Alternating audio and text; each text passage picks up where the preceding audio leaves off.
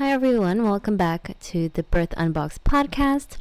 I have here my first in-person interview that I got to do in Australia with Sarah.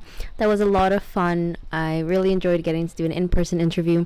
However, the audio isn't the best. We were sharing a mic. It's not great. And we had 10 kids all together in the house, but surprisingly, they were pretty good and you don't hear too much in the background. But the mic situation isn't the best, but I think it's fine. And you're able to still hear her story. It's such a good story. Sarah's journey into motherhood hasn't been easy. She was diagnosed with severe endometriosis, and after having gone through multiple surgeries to remove cysts, she was told that she had very little time to have kids. To her surprise, Sarah not only conceived naturally, but she conceived twins. Her first pregnancy ended up in a scheduled C-section she didn't really want. And the second time around, Sarah was determined to have a VBAC, a vaginal birth after cesarean. However, she faced intense pushback from the medical system, ultimately having another C-section. But by her third birth, Sarah had educated herself more and she understood the real risks and statistics regarding VBACs. She stood firm in her choices, she labored at home as long as possible, and finally achieved the VBAC she had longed for. Despite having some very uncomfortable complications, Sarah did so well. She's such a trooper. So I hope you guys give this episode a listen to hear her journey throughout these 3 births, how she navigated the medical pressure, how she advocated for herself, and ultimately got to reclaim her birth experience. Hi, I'm Yasmin, a wife and a proud new mom with a background in perinatal nursing. Welcome to Birth Unboxed, where we talk about all things birth, whether it's unassisted free birth, home birth with a midwife, or in a hospital. I believe every woman deserves the right to choose how and where she gives birth. I created this podcast to raise awareness so women can make informed choices and feel empowered in their births. By sharing stories and learning from one another, we can reclaim our power and become the ultimate authority in our own birthing experiences. Sisterhood is powerful, and I am so glad you're here. Let's get started. Hi everyone! So I'm here in sunny Australia with Sarah. Hi Sarah. Hi. Thank you for joining me today on the Birth Unboxed podcast. So I'm so excited to hear Sarah's stories because she had 2 C-sections and twins as well, and then she had a VBAC. So that's amazing. Can't wait to hear it. So amazing. And we have sweet little baby here. Can't quite see her. No. Oh, little bundle. So we'll see. We have 10 kids total in this house right now. So at some point, we might get some kids coming, running around, some babies crying. But we're going to try our best. And, this is a podcast with moms, for moms. So you guys know how it goes. So, Sarah, you take the mic and let us know. Start from what the very beginning is for you, your very first pregnancy. Tell us about that experience and till the last one. Sure, it's been a bit of a ride. Yeah.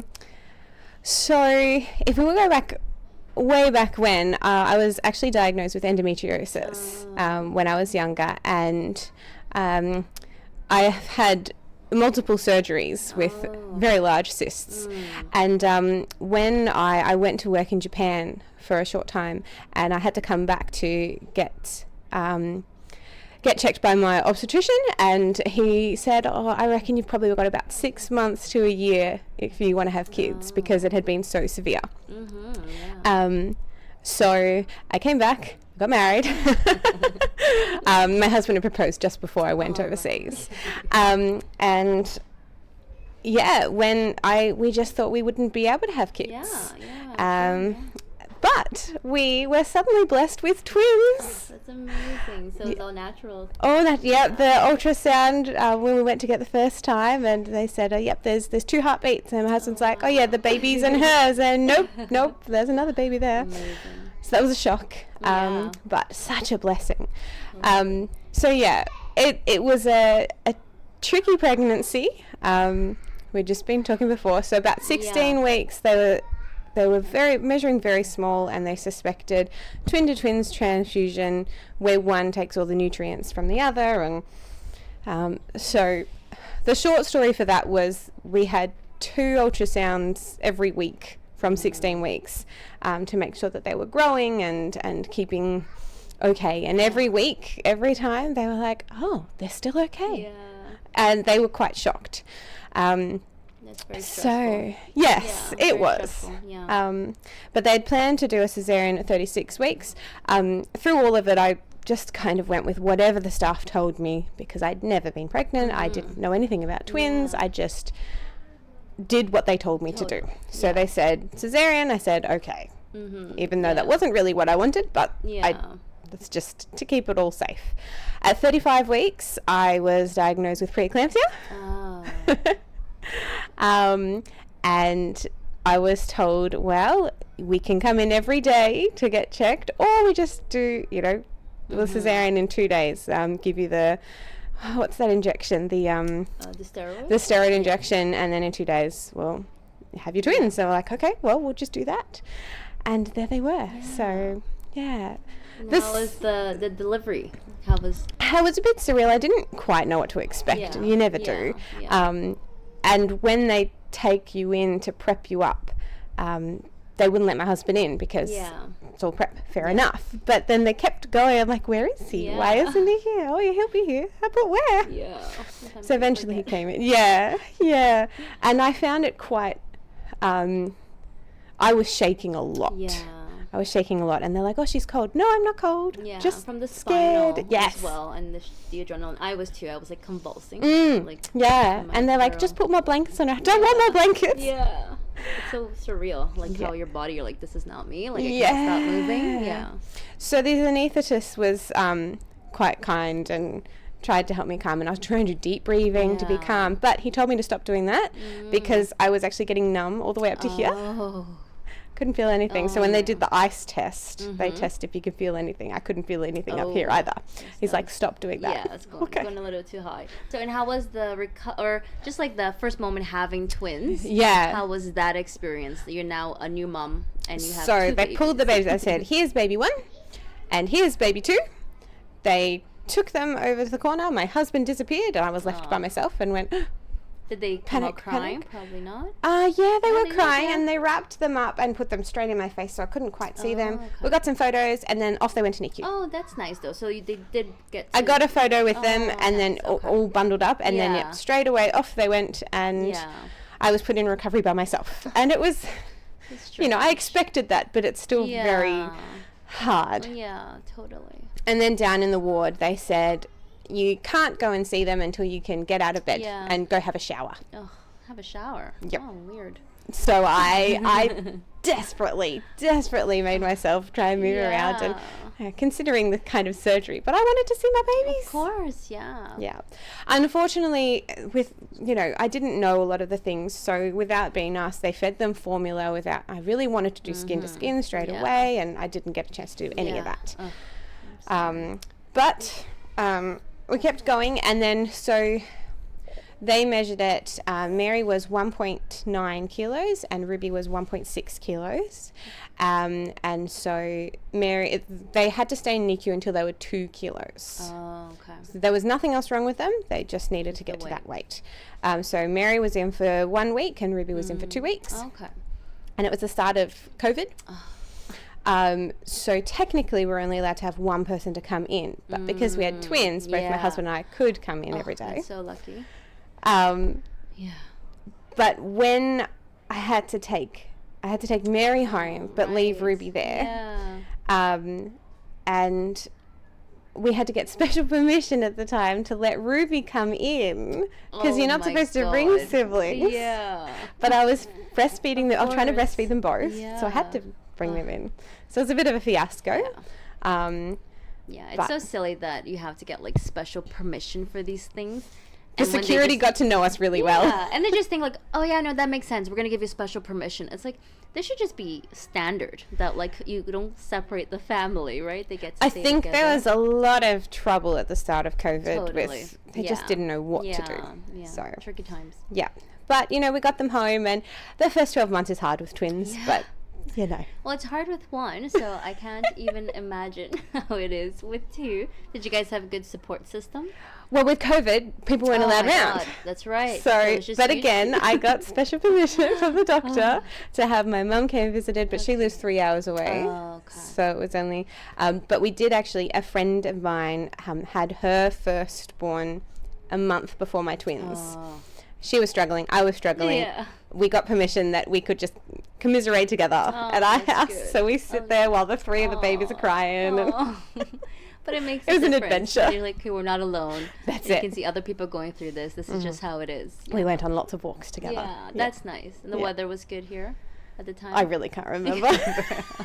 That was not at the forefront of my mind. But getting out, even when it's bad weather, it's so helpful postpartum, just fresh air and the walks, especially with the recovery for after the surgery. So. But yeah, I actually found because I've had the surgeries for my endometriosis, I actually found the cesarean recovery easier. Oh, wow. Yeah, which was a bit strange, but maybe just because I was pushing myself to... Maybe. And you had something nice that came out of it? That's right. That's right. Yeah. Bonus, Yeah. So, look, recovery, that was fine, but I had a lot of sadness that we didn't have a natural kind of birth. Yeah. It honestly, the phrase that really stuck in my head when the babies came out was, it feels like they just pulled the babies off a shelf and gave them to me. Yeah. I didn't feel like they came from me. Yeah. And because it was like a scheduled C-section, your body didn't get a chance to go through those hormones when your body's preparing for labor. And I hear this a lot, that there's that disconnect.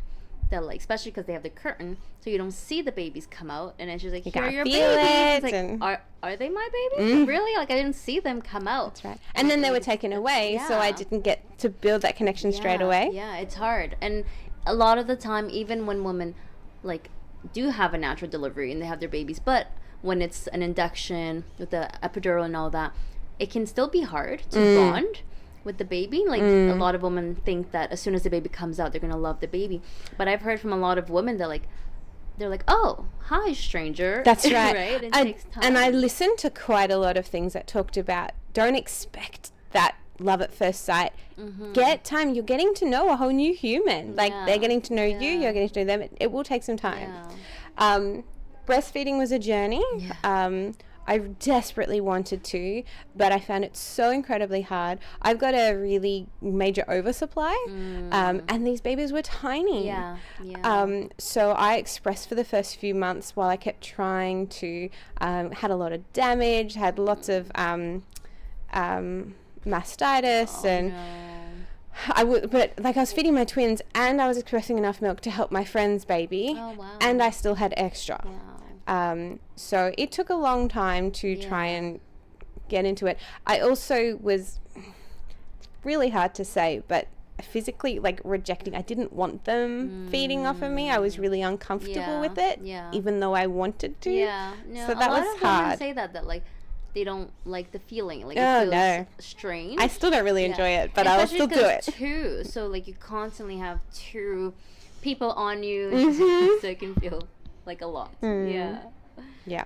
But we got there, and I fed them for 2 years, or a bit over 2 years. So amazing. Yeah, and they're wonderful. They're wonderful. I got to meet them. They're beautiful. Maybe they'll come around at some point. But how was it getting pregnant the second time? So at this point, did you think that you couldn't get pregnant anymore? You guys just got lucky? At that point I was like, oh well, the world is my oyster. We can do this. That's right. Let's not put a limit on babies right now. So we actually had a very early on miscarriage with the next pregnancy. I think it was about 6 or 7 weeks. So that was pretty devastating. But then we got pregnant very quickly afterwards as well. It was really confusing and emotional time with that. Totally. So yes, then so the twins were just they were almost 2.5 when Katie was born, so a little bit younger than 2 when we got pregnant again. And I was like, I want a VBAC. I want to get my VBAC. And so I tried. I had the staff at the hospital saying, I want a VBAC. Oh, well, maybe not. Well, I kept trying. I kept asking, well, the risk of, risk of this, the risk of that. You could die. Baby could die. Just constantly being told that. So there was not even a specific reason. It was just like, the scar ruptures. If the internal scar ruptures, you will die, baby will die. And so I tried to look it up and go, oh, well, it's it's a small risk. It's a horrible risk, but it's small. But it's small, and it was already over 2 years since your C-section. So I was like, no, I'll just try. However, so I thought, okay, if I can't do just a natural, maybe I can try induction. Oh, that's a worse risk. And so I thought, no, I'm still going to do that. But the 1 week where I was going into the appointment and wanted to tell the obstetrician, no, I want to do this, I was really nervous. And so my blood pressure read high. And so they thought, oh, you've got preeclampsia again. So then I had to get coming back in to get tested for preeclampsia. And every time I went in, they would send a doctor down to me to tell me the risk of having a VBAC. And so right near the end, right near my due date, and they scheduled the cesarean for the week before I was due. I said, but that's not even giving me a chance. I now know they actually schedule that so you don't have a chance to go into labour, which I thought was quite... Anyway, they sent a doctor down to me when I was about 38 weeks. And she's like, I've had a lady come in and it burst and I couldn't get her to theatre time and she died and the baby died, blah, blah. And I was so upset and I thought, fine, I'll have the cesarean.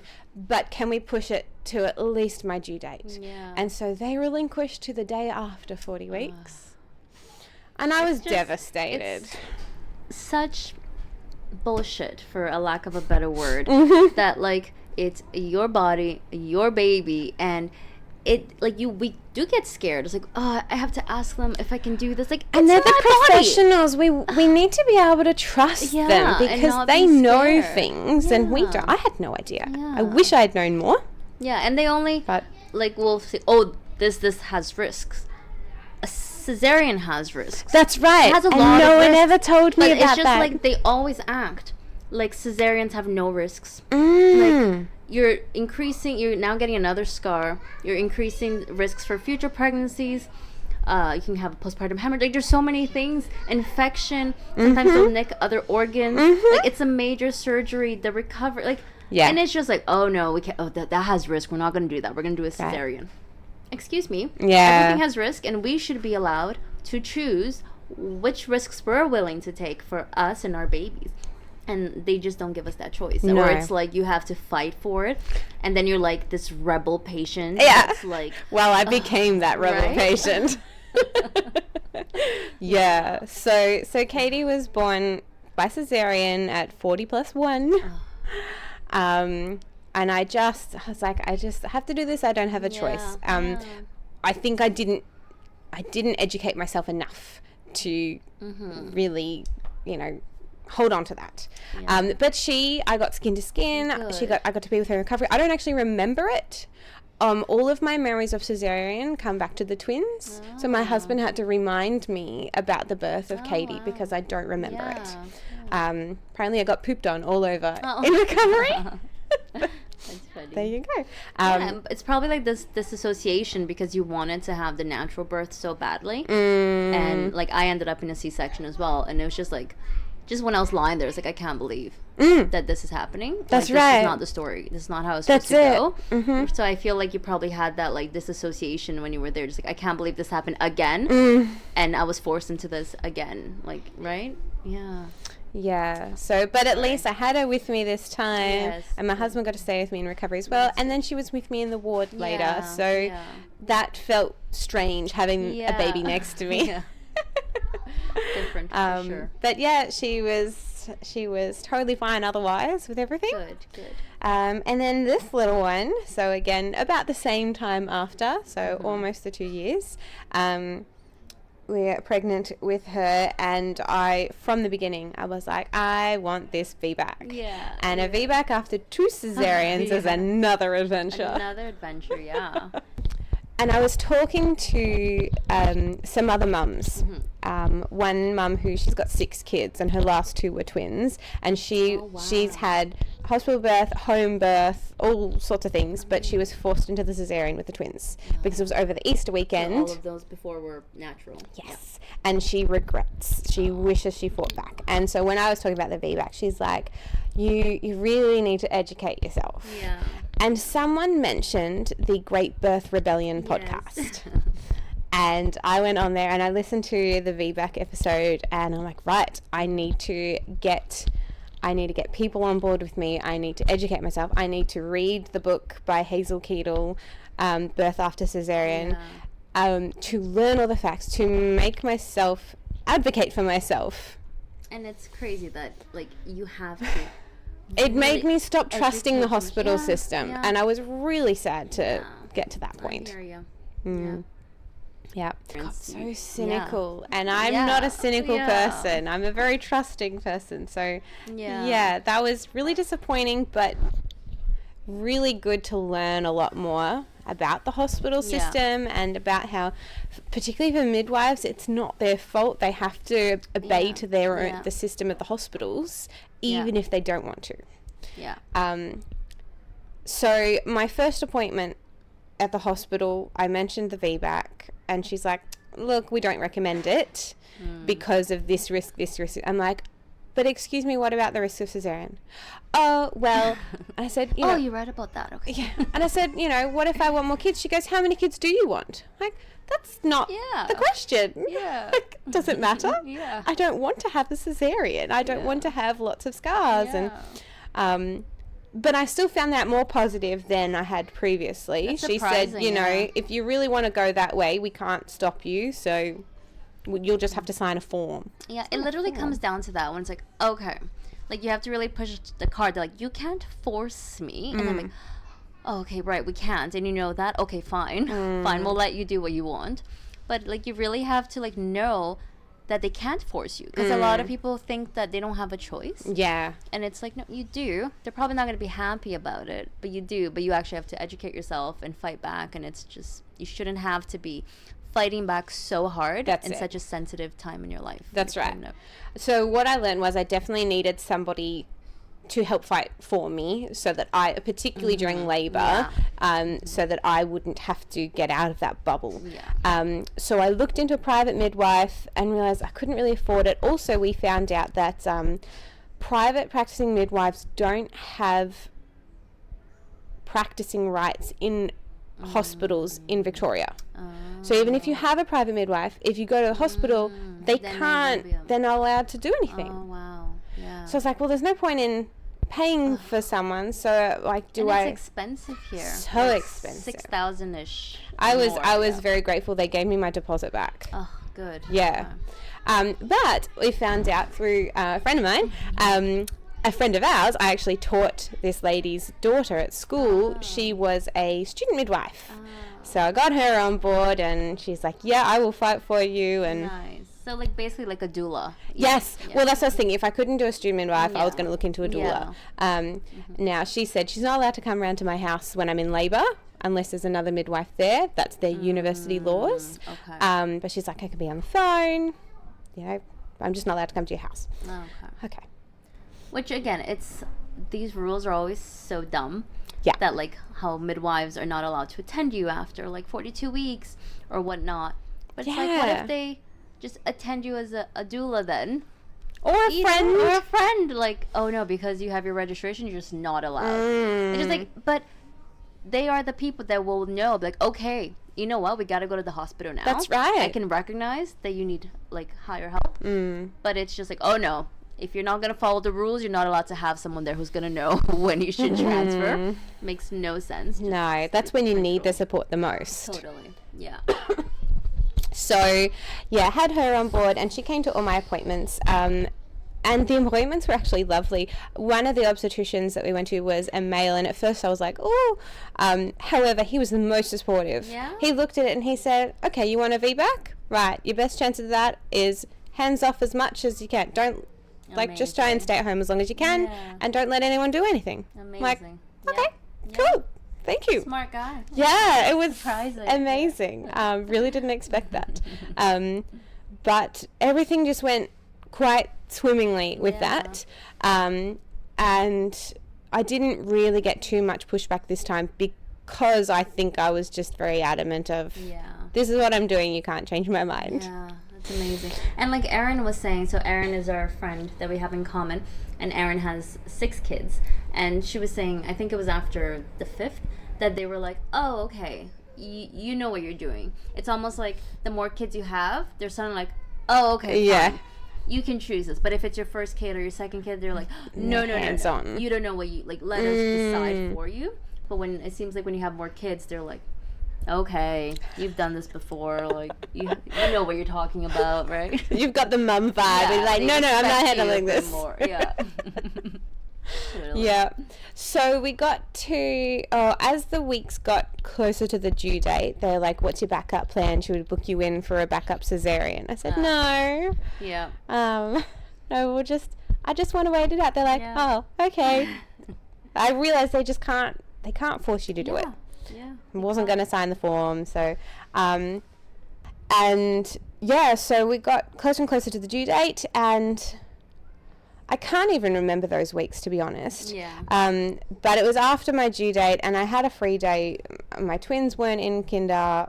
We just had all of them, and I said, we're just going to go down to Sunbury Square. That's our little shopping centre thing, just a really small one. Yeah. Just do a couple of things that we need to do. Pick up a birthday present for someone, blah, blah. And as we're walking around, every few minutes, every 15 minutes, I'm like, girls, we need to stop, breathe a bit, and keep going. And they're like, you okay? Yeah, I'm fine. And I thought, these are all just practice, right? I didn't know what all this was. That's right, yeah, because you hadn't gone into I'd never been in labour. Wouldn't have a clue. Never had any Braxton Hicks either. Right. Didn't have a clue. So I told my student midwife, they're happening about every 15 minutes, but it's been going on all day. She goes, it could happen all week. Like, just be prepared. Okay, sure. So I put them to bed at about 10 p.m. I called my mum. I was laying in bed. And every now and then I just stop and breathe a bit. And she goes, are they getting closer together? Like, I really don't know. I'm not paying attention. No, my mum had said to me, if I ever had any pains, just look at the time. Just look at the time. And I'd look and go, okay. I wouldn't even pay attention to what the time was. I'd just look at the time. She said, I think they're getting closer together. Why don't you tell your student midwife? Oh, okay, sure. So I hung up and I messaged her. She goes, it's probably nothing. But because my mum's 3 hours away, she was coming. She was going to come look after the kids. And I said, should I, shouldn't I? She goes, well, that's up to you. And she goes, how long are the contractions for? I have no idea, maybe just a few seconds. In my head, I was counting 4 seconds. Well, when I actually timed them, it was much longer than I had expected. So by 11, I called my mom and I said, are you still okay to drive us down? This is like 11 p.m. Yeah. Like, I think something like, worst case scenario, you have to go home. I think something's happening. By midnight, they were 3 minutes apart, and going for, 45, going for a while. It's amazing that, when you're not paying attention, it's like you can cope with it better, but when you start timing and looking at it, it's like, oh, something's really happening. Yeah. And my husband, he'd been downstairs playing his computer games. And he came to bed after midnight, listening to me going, 1, 2, 3. And he's like, you okay? I'm like, we'll see. I think I'm in labor. I don't know. I'm like, maybe something's happening. I'm not sure. And then suddenly I needed to throw up. I went and threw up, my waters broke. And I messaged my midwife. She's like, I think it's go time. Yeah. She goes, do you want me to come round? I said, nah. Actually, yeah. So she did. She wasn't supposed to. I'm not supposed to say that. Oh. Okay. We won't share her name. No. But she was such a great help. Yeah. And everything was, just walked through it. My girls did eventually wake up, and I had a friend come round while waiting for my mum. So my friend went and put on Bluey for them to watch. The student midwife was around, just helping, talk through it. And every now and then I just stop and count and breathe again. Just all the counting. I was trying to teach myself the hypnobirthing stuff all through the pregnancy. Yeah. So I had a couple of strategies in mind. Mostly music. I had my own TENS machine, so I had that on me already. Yeah. And just counting particularly helped me. And then at one point, I'm kneeling next to the bed. This is about 1:15, and suddenly I'm biting the bed. Oh. And my student was like, that sounded different. We have to go now. Yeah. Yeah. Okay. She's like, we have to go downstairs. I'm like, I don't think I can go downstairs. You have to go downstairs. So before I went down, she's like, I just need to check that the baby's not coming out right now. Yeah. So she checked, no baby. Okay. Managed to get downstairs. I don't know how my girls didn't get upset with the sounds I was making. But got me in the car, and all on the way to the hospital, I'm going... How long of a drive? 40 minutes? Yeah. Oh, that's long. I think. Maybe it was more like half an hour. Well, at that time in the morning as well, like there was no traffic. So it was probably a little bit shorter, but roughly. And so every now and then I'd be going, don't push, don't push, don't push. And my husband, don't push. That's tough. Mine was 15 minutes. And I was dying. Well. 40 minutes. I was pushing, all of my limbs were pushing against the door and the ground, but I was saying, don't push anything else, just push everything else. Yeah. And that worked pretty well. I had the music in between, I was singing along and don't push.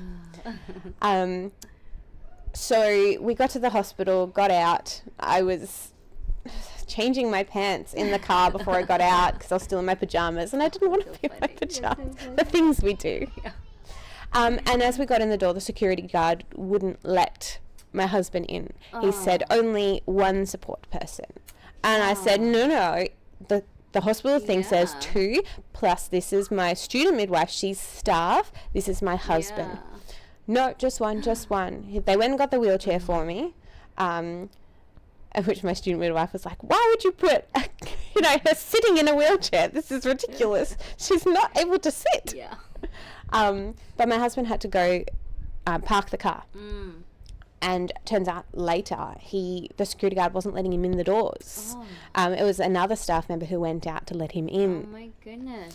So I was wheeled off going, but John, and the camera, but John, and the camera.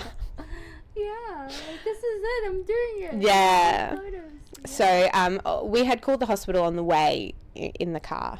And I was told later that none of the staff were very impressed that A, I hadn't told them, I hadn't called earlier, and B, that I had waited so long before I came in. They were not impressed. And so they were a bit flustered. I didn't feel panicked, but there was I was put into a very small room with, it felt like a lot of staff. I think there was 4 or 5. And they're all running around and doing things. And so that kind of panic went off onto me. And that happens all the time in the hospital. I don't know if you know, but I'm a registered labor and delivery nurse. Okay. So, anything like that, you preparing for the worst case scenario. So sometimes you have 10 people in there. Yeah. And it's it's so stressful for the mom that oftentimes that stress actually creates more problems. Yes. And it's just why don't people just stand outside in case we actually need it? But everybody just comes in. They just came in. And it just makes it and I had so scary. I had made a list of things of what I would and wouldn't want. I didn't get to get it out of the bag, it seems. But I didn't want the CTG monitoring. I didn't want any internal checks. I just wanted to be left alone and do my thing. But they were bombarding me with questions. So do this. I said no, and I just wanted to stay in my own little world. And I had my student midwife just whispering in my ear if needed. Yeah. So I'm like, I need the toilet. Oh, so I had 3 other adults come in while I'm trying to sit on this toilet, and then I hear, oh, I haven't seen that before. What? Oh, come and look at this. Haven't seen that before. And they're calling more stuff in. Oh my god. What is going on? Nothing like being watched to stall your labor. Well, I don't think it could have stalled at that point, to be honest. Along, my student midwife reckons I was in transition in the car. Yeah, probably, yeah. So then they're saying, we need to put the monitoring on you. No, I don't want it. No, you need to put it on. Student midwife yes, just put it on. Okay, fine. Get up on the bed. I don't want to get up on the bed. Yeah. You have to I don't want it. Get up on the bed. I think you should get up on the bed. Okay, I'll get up on the bed. And then they told me, so my student midwife told me that the heart rate was dropping for the baby. So that's why I relinquished to the bed and laying on the back. I don't want to lay on my back. Lay on your back. I don't want to lay on my back. Fine, I'll do it. And I'm laying there and I'm still in my head. I didn't realize until a few weeks ago. I was still saying in my head, don't push. I hadn't actually given myself permission. Yeah. And then I had the obstetrician lean over me. She goes, I just need to do a check. I don't want you to. I just need to. I think we're going to do an episiotomy. And I cracked it. I'm like, no, this is not okay. Yeah. And I'm like, wait, I'm allowed to push. So can I push? She goes, of course you can push. Okay, there's a contraction coming. I'm going to push. And I pushed as hard as I could. Yeah. And then I realized, because I was so desperate, because they were all telling me this baby has to come out now, everyone is panicking around me. Apparently I'd lost a fair amount of blood. They're all panicking. Get this baby out now. So I pushed through when I even wasn't contracting. So 2 contractions and pushing in between, baby was out. Woohoo! Yeah. Yay, celebrate! Did you come out crying? How was Yep. that? Yeah. Yep. Beautiful. I didn't get skin to skin purely because I still had my nightie on. Yeah. But she was put on me. Good. Which was great. Amazing. And as I was holding her, and just in oblivion, I was told, you have pretty major tear, you've lost a huge amount of blood, we have to take you to surgery. Oh, really? Yeah. So, I was wheeled away, baby went with husband. Oh. I got the anesthetic and they had to operate on me. It was a 3B tear, a 3rd degree tear, and I had teared up both sides inside as well, quite deeply. And after the surgery as well, altogether I'd lost 2 litres of blood. Oh, wow. Yeah, so I did a good job. Yeah. Wow. But you did it. But I did it. I was so happy. But see, that's the thing. Like, you were able to have your VBAC. You did it in the hospital. There were some complications. It was resolved. That's right. It was fine. And, like, yeah, that sucks having to go through surgery and him being all stitched up. But that's still better than a C-section. I right? believe it was. Totally. Like, yeah. way less risk. Like, your recovery. Like, Yeah. I'm sure it's painful, but it sucks way less than There 7 was layers. something else with the recovery, but yeah. But I forgot what I was going to say with it. That's okay. Mom brain. Yeah. Yeah, loss of the, what did you were saying? You were saying there's another complication with the... Oh, the postpartum afterwards. recovery? I was just trying to think the before with the surgery. I can't quite remember. That's okay. That's okay. It might come back to you. It might. So, I had bled so much, and that's what they were all panicking about. They didn't know why I was bleeding, Yeah. and they thought that my scar had ruptured. Right. But after checking, no, totally intact. No one has ever figured out why I was bleeding so much. Interesting. Still I a was mystery. wondering, like, why? Yeah. Nope, they never found out. Don't know. Everything was fine. Did yeah. you have to get, like, a blood transfusion or anything? Yeah, sorry. When I went to the ward and had her with me, I was put in the high care unit for the first day or so. Okay. Because I'd lost so much blood and all a bit trauma. That was okay. I, made friends with the lady behind the curtain. And then when I was transferred to the normal wards, they offered me would you like a blood transfusion or an iron infusion? Like, which would you like? Yeah. I'm like, I don't know. She goes, well, you can have, she goes, if your blood levels were 1 number difference, we would say a blood transfusion. I'm like, well, how about we do that then? Yeah. She goes, cool, we'll do that. And then when you're going home, we'll give you the iron transfusion too. I'm like, All right. beautiful. I'll take it all. That's right. I was getting the party bag. Yeah. So just to add to my little party bag afterwards, the catheter, I did manage to get it out within the first, I don't know how many hours. However, then I couldn't. Pee. I had a litre left in me and I still couldn't get it out. I think it was because I wasn't keeping on track of the pain medication. Yeah. I was just assuming, again, that they would just help me out, but I actually had to ask. Yeah. And I hadn't asked. And it's probably different for you because usually, at least back home in Canada, in Toronto where I work, like when you have a cesarean, we're coming and giving you the medication. But if it's a vaginal, like it's not. They were around giving the me clock. the Panadol. Yeah. But nothing more than that. Yeah. And I you realized had I needed the endo. Yeah, because you had the big cut, Yeah. like the 3rd degree and Yeah. the surgery, so your pain was more than usual for vaginal. Yeah. So I remember the first night after we were up in the ward and I had the catheter out and I was holding her and feeding her and I was dancing around the room while feeding her, praising God just how amazing it was. Yeah. And then the next day I had to have the catheter back in. Oh, yeah. And basically the journey of this catheter was 3 weeks and it was in and out 11 times because I kept trying, I kept wanting it to be gone. Wow. So I had to go home with it and I couldn't sit down. It was rubbing on my scars or the stitches. It was horrible. That was the worst part. Goodness. So not the surgery, not the actual birth. I don't remember any pain with that. But that catheter. Oh, that's frustrating. So frustrating. Oh, that's But crazy. that could have 11 happened times. in any kind of birth situation. Yeah. Or cesarean, you have the catheter and Exactly. Yeah. Exactly. So that was the worst part. Everything else was amazing. So when did you get the catheter put in the first place? When I went in for surgery. Okay. Yes. Okay. And then I had managed to get it out by the time I was up into the regular ward. Okay. But they now do bladder scans there. They never used to, but now they do because they were missing patients with bladder problems. Yeah. So they were scanning. They're like, "You've got an entire liter in you. This is not good." Yeah. Yeah. Ugh, bummer. So yes, I had some issues as well. Yeah. One of the midwives who came to do it, she wasn't very confident at all. And she's like, I'm not sure if I got in the right place. Just let me know. And then she was going to I had to get the cannula changed as well because it had been in for too long.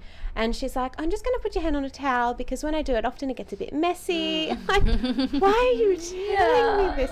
And she got it in the wrong spot and I was crying. No. And this was, I think it was 3 days, 4 days. And I had had enough. I'm like, I've been brave. Yeah. I have gone through all this. I've had enough. Yeah. So I was a lot of crying. She got someone else to try and do the cannula and the pushing. That one didn't work either. It was painful. No. Turns out she had put the catheter in the wrong place, so that had to be out and back in again. Yeah. It was drama for all of that. It's just...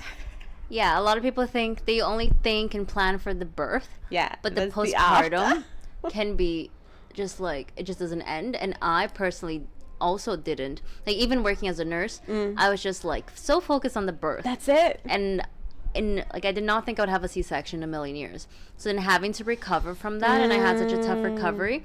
And then the breastfeeding, the pain from that, and the postpartum like contractions.